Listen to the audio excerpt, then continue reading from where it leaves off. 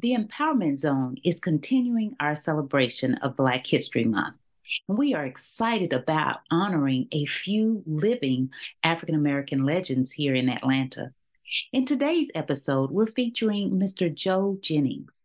Mr. Jennings has been influential as a musician and educator here in Atlanta, Georgia, and worldwide.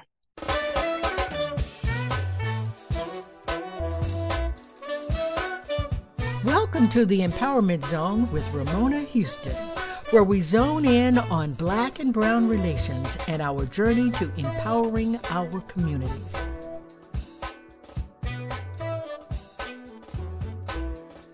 The jazz musician and former director of the Spelman Jazz Ensemble has performed with some of the most influential artists of our time, including Johnny Taylor, Duke Pearson, Clifford Jordan, the Four Tops, and the Temptations, just to name a few.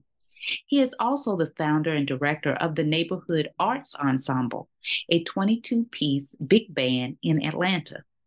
Enjoy our conversation as Mr. Joe Jennings talks about the role of jazz in the cultural evolution of African Americans, how African Americans can better position and institutionalize jazz, and the importance of recognizing and celebrating African American culture.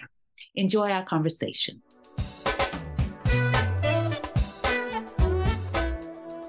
Hi, today on the Empowerment Zone, we have Mr. Joe Jennings, musician extraordinaire here in the ATL. Welcome to the Empowerment Zone, Mr. Jennings.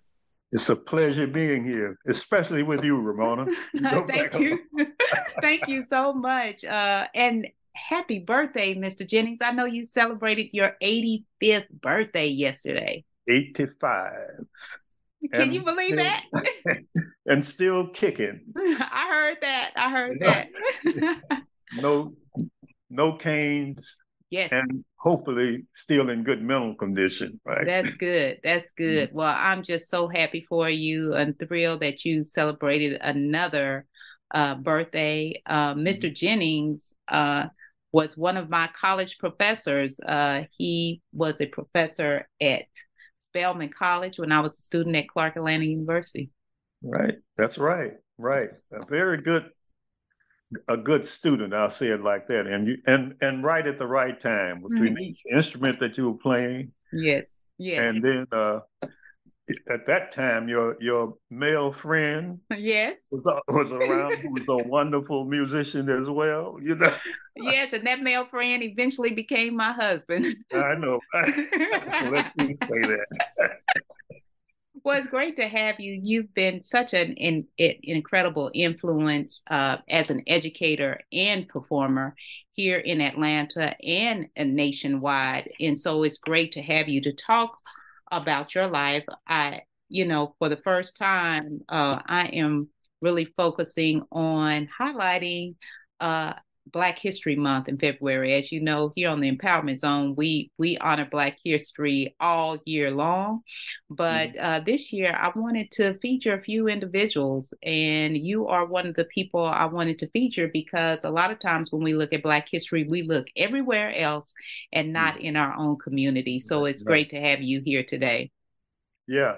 Well, Atlanta's history was one of the reasons I moved to Atlanta. But the idea of Black history and jazz music, they're one of the same. It's such an integral part of the history of African American history, period. So, when I think back of the great musicians, and when I was a kid, I would listen to the radio under the cover. My room was right behind my father's and mother's room, right? So they could watch me. But anyway, under the cover, I would listen to the radio, Daddy O'Daly in Chicago and another. But anyway, on Charlie Parker's death, I was listening to the radio. Well, not when he died, but when they announced it the first time over the radio. And that was, it was Charlie Parker who I guess influenced me the most as a kid. Because when I heard him, the way he played and the way he was able to survive and not, I guess, lose who he was, and you know, because he was always, to me, appeared to be a strong, straightforward, and brilliant musician, right? And many people underestimate that, how brilliant he was as a thinker and as a horn player. But anyway, I don't want to drift into that. I wanted to say that it was him and that ability in him that inspired me to want to become a professional musician. You know, it was that Charlie Parker, that history. So it goes all the way back, and it's still, and you can see that influence from him in touching every aspect of the evolution of the music that we call jazz. You know, so that is so important, but it's also so important that we, as a people, begin to take up the mantle and look at jazz history as an important part of our cultural evolution.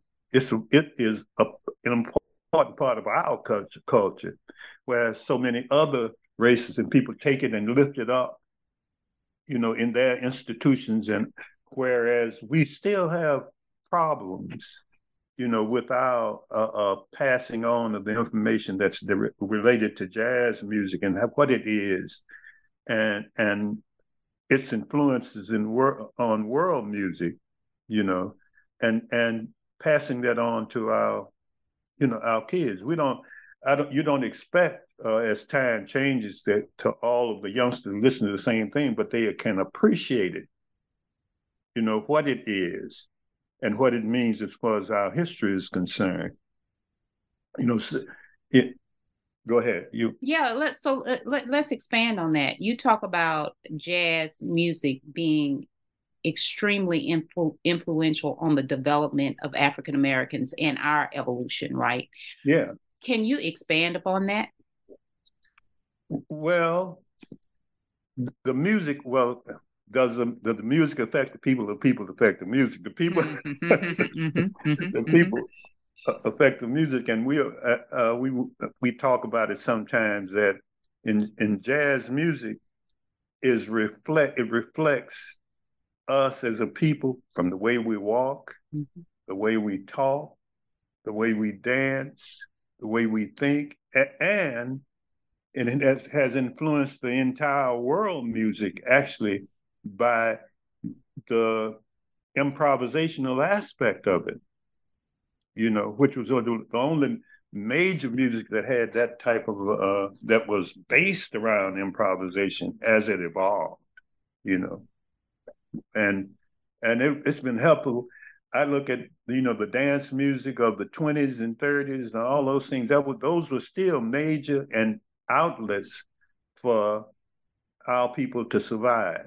You know, when you look at the Savoy Ballroom and all these big ballrooms that were served as employment, places of employment for many of those musicians, the big bands, all those things, you know, it was a part of them being able to survive what was happening to them, what was being imposed upon them by the oppressor. So when you look at your observation about, you know, the lack of appreciation from new generations about jazz music, what kind of solutions do you offer to make sure that these next generations know about jazz and also have an appreciation for the music? Yeah, well, I think that the first thing is that we as a people have to position this music as being something of importance, right? This is our music. This is our classical music, right? That even if you don't listen to jazz all the time, you should appreciate it, you should understand it, and you should know how it fits in the history of the evolution of African Americans. You know, you should know that music has influenced all types of music around the world. It has its influence on it, on those. So the idea that we keep this music up as a very important part of the history of our development and a very important part of our culture that we've given to the world. We gave that. So I feel the students should understand it, appreciate it from that perspective, if nothing else, so that they would be what? When they become, when they arrive at wherever they are their work, that whatever their work is, that they would be willing to contribute to the institutions that are being perpetuating the music and performing that music for these students. The same with the symphony organs. What the symphony hall is. What is that? Performing music all the way back from in the 1600s. But they are doing that. Why? Because it's an important part of the culture that should not be allowed to disappear. And if we approached our music the same way as a people, if we approached it the same way, then I think we would get much better results. We would have them have it in institutions as permanent parts of the institution.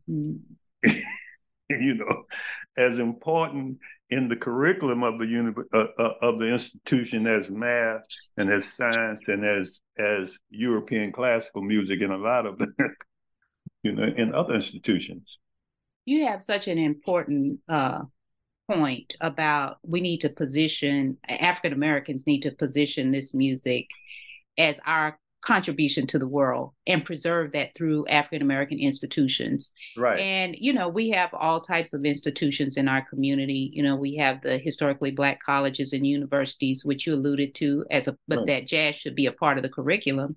But we also have the Black church and the Black press, as well as our civic organizations, such as the Greek organizations and many others who should take on the mantle of taking on the role of responsibility of making sure that we make jazz a permanent part of our institutions and our culture. Right. And I mean, you have others, a lot of majority white universities and colleges have placed it as permanent parts of their institution, where we're still lagging behind. So true. I can name off the HBCUs who have jazz studies programs, and they're very few. Yeah, too. And probably on one hand. In one hand. And remove a few fingers. Yep. So let's talk about your influence on the music and on the scene. You are both a performer and an educator.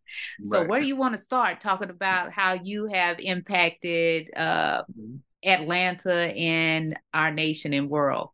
Well, I hope those people, some of my students are out impacting the world now, hopefully, and some of them are doing quite well. But let's start here. You're talking about Atlanta. I came to Atlanta from the University of Illinois. I was called to come and one vice president of Clark College. It was the reason that I came to Atlanta. Because evidently they had known about me from something. And anyway, he called me at the University of Illinois and offered me a job. And I had quite a few offers. And I still, I won't talk about it. I still think sometimes, I wonder what would have happened if I had. I know I would have had more money than I have. But anyway, I came to Atlanta. I was off a contract to Clark Atlanta University, and while coming, when I had been in Jackson, Mississippi for a while during the same time that the Freedom Summer was going on, and I had met a young lady who was with SNCC, I think, and when she heard that I was going to move, Champaign and was getting ready to move to Atlanta, she mentioned that there's a lady there running a little small institution called the Atlanta Center for Black Art, right? So and so she mentioned that and said that they would be nice if you could go over and work with them. They could probably use some of the information. So I came to Clark and I stayed there 4 years. And I left because I was offered a position that I turned down. I said it like that, and the president said, well, if you don't accept this, we probably won't renew your contract. Fine, because I had dealt with marching band, stuff like that before, and I had no intentions, not because I know what it takes out of you, and it wasn't a part of the direction that I wanted to go in. You know, so I left there. I was working at the Neighborhood Arts Center. I went with one of the Neighborhood Arts Centers, which was one of the centers that Maynard Jackson, he took these two high schools, right, and turned them into art centers, to make a long story short. And I went to the Neighborhood Arts Center as an artist in residence.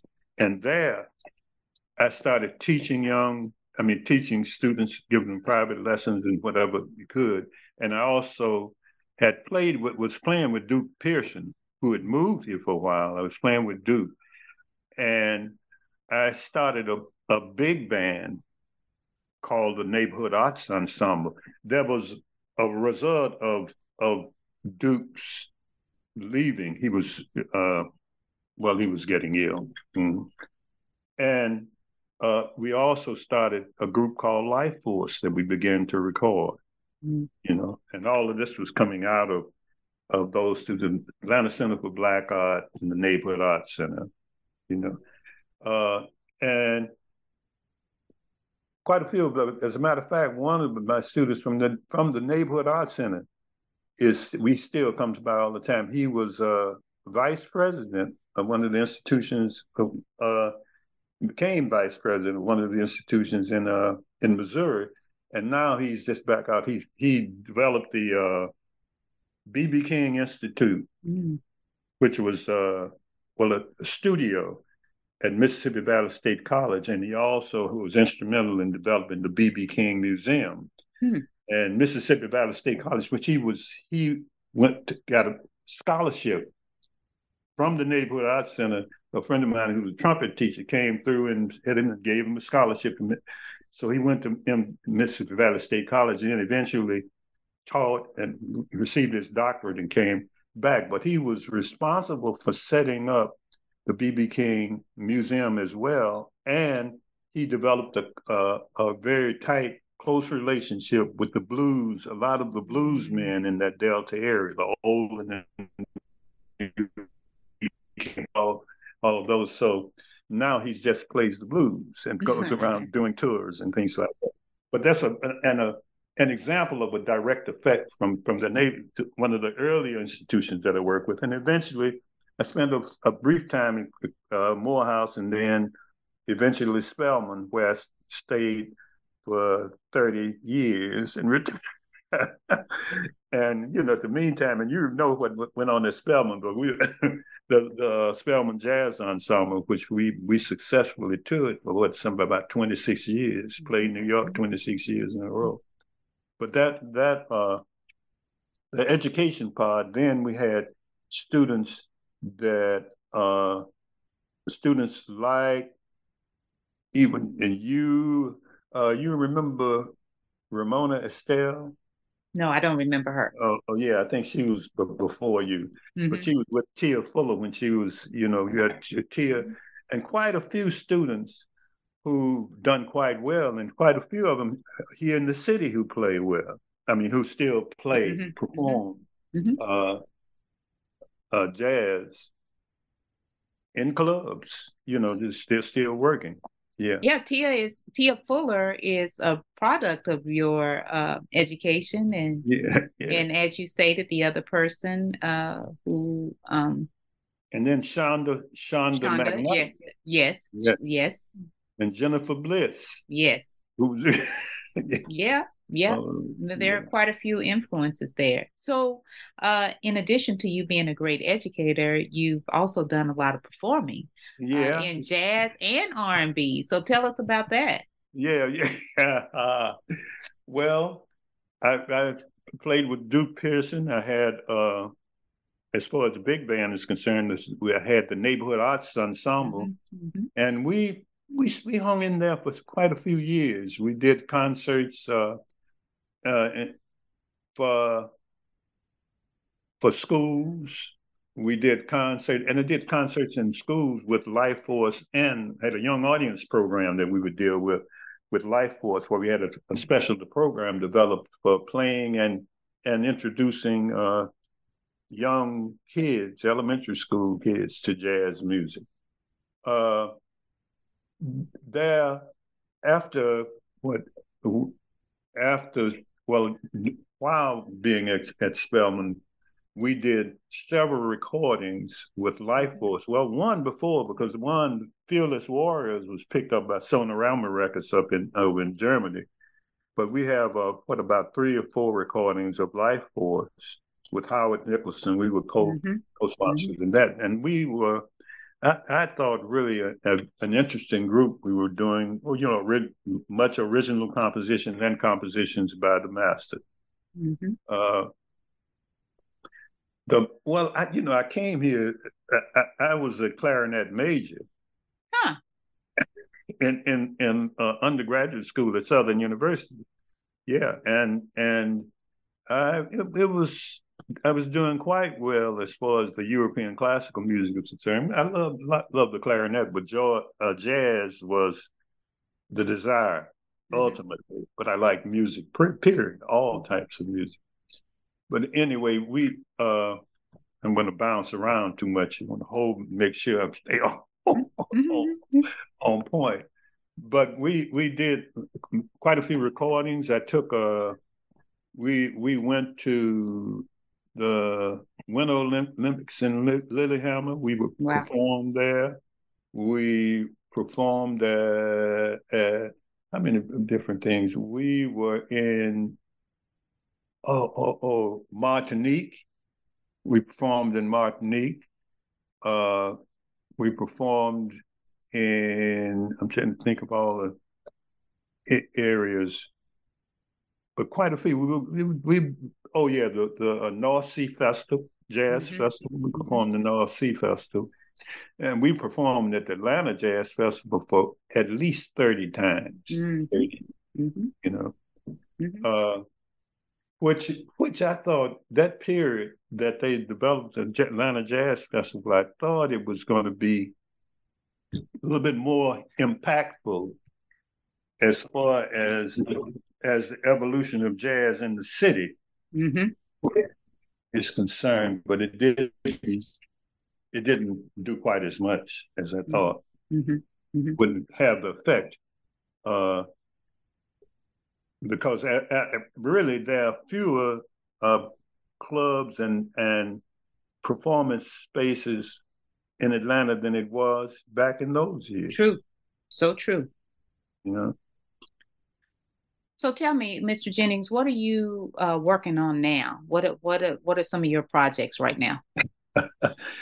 Well, the main one now that I'm thinking of, well, we're doing the Joe's Jazz joint, which we do a series of performances that we did the 10 performances at the Arts Exchange over in East Point.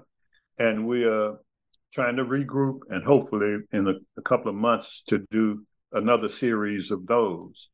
I'm also writing, I started a piece, the Here We Stand, which was inspired by Paul Robeson. Inspired by, now, and I make it clear that it's not about Paul Robeson. It was inspired by him and his activities as a nationalistic person. But anyway, that is I think eight parts to it,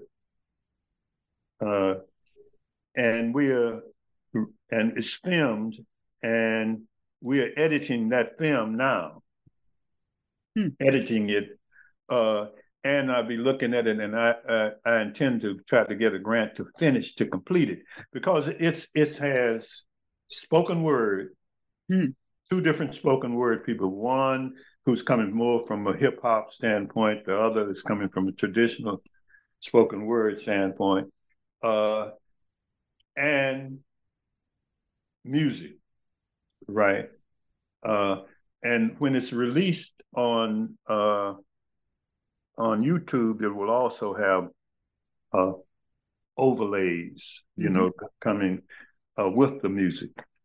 But that is what it kind of represents. We have one thing that represents the middle passage, another tune that represents the time, beginnings of slavery, another one that represents the flowering of revolution, and another that represents breaking free and getting it together, and another one that represents here we stand. So it says a lot, and in the preview, people really loved it. That we had its faults, as far as that. So when I get a grant and I can rehearse it properly, and get it to the level that I'd like to see it performed. That's exciting. 8-part suite, if you will. Here we stand, inspired by Paul Robeson. There was a recent biography released about him. Oh yeah. And I read 3 of them. Great work. And that's where the "Here We Stand" comes from, because one was his thing, "Here I Stand." Right? Exactly. He's one of our sung heroes, but really unsung. People don't realize the big national and international impact that Paul Robeson made. So I'm glad to hear about "Here We Stand," and I can't wait to be there to support you for that effort. So lastly, when you look at your life being 85 years old and still kicking, what do you want your legacy to be in the world as you continue to create and continue to influence and impact others? A love for music, I guess, for Black. That's because there's so many things you would like. We say, what would you like to be for people to do? Feel from your music. I would like for them just to love and understand my music. As a performer, and playing improviser, and as a composer, as a music thinker, because improvising is composing in a sense anyway. But I would like that, and to have people, those people who I touch, hopefully they're able to move to higher places than I have. That whatever I gave them would serve as a projection, to help them, to assist them to reach the heights that they aspire to reach as musicians or as teachers. That's what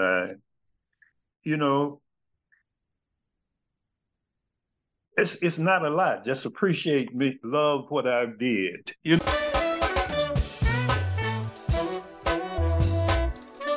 So, Mr. Jennings, I always like to give students strategies for college success. And you being a former college professor, I know you've got plenty of advice for students who want to do well in college. So first, tell us what school or schools did you attend, your majors, your degrees, and then tell us what strategy would you give students to ensure that they're successful in college. Yeah, well, I attended Southern University. I got a performance degree in clarinet there. I attended the University of Illinois, for a master's. Yeah.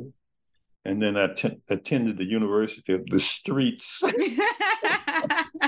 heard that. Learning about, but it's funny, but it's true because most that I didn't learn about jazz music in an institution. I learned about it from jazz players in the streets. And I think an old friend of mine, Alvin Baptiste, told me, man, every time you meet somebody, ask them something, get something from them, Yeah. So, and yeah, so the University of Illinois. What was the other part of that question? Yes. What were your degrees, and what advice would you give students? Oh yeah. Okay.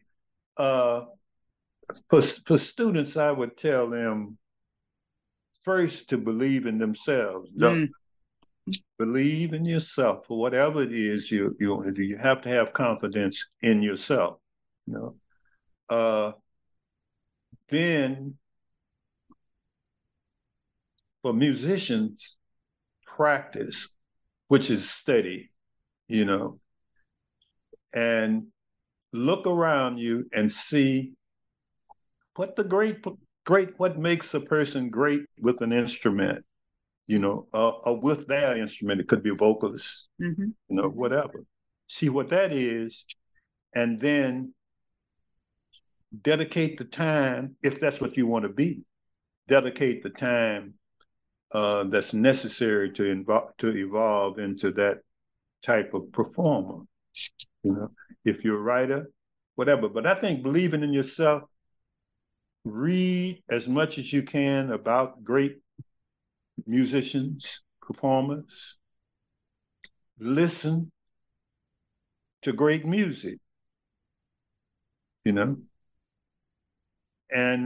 then don't doubt that which comes from you. When you feel or think something, put it down. So sometimes we don't value what we're thinking. Oh, that's nothing. We're comparing it to something else. When all of those, every great person is a human being, a person that started the same way you started, out of the womb, and whatever inspires them. So the possibility of you being more than what you think or your friends might think, or whatever the case is, you have to cut all that loose and focus on what it is you're on developing yourself. These are great pieces of advice. Believe in yourself, because you need confidence to do whatever you want to do. Practice. If you're a musician, practice, listen, and read. That's right. That's the way you develop your art. And as you develop your art, whether you're a musician or any other profession, make sure you don't doubt yourself, because you have your own spirit and your own ear, and that will lead you the right way. And most of all, focus on developing yourself. Thank you so much, Mr. Jennings. It is such a pleasure to have you here on the Empowerment Zone, and I look forward to seeing and hearing Here We Stand. All right. Thank you. It was my pleasure. A special thank you to the incredible team of the Empowerment Zone. Terry Gully, theme song. NADWorks, digital support, and of course, our featured guest.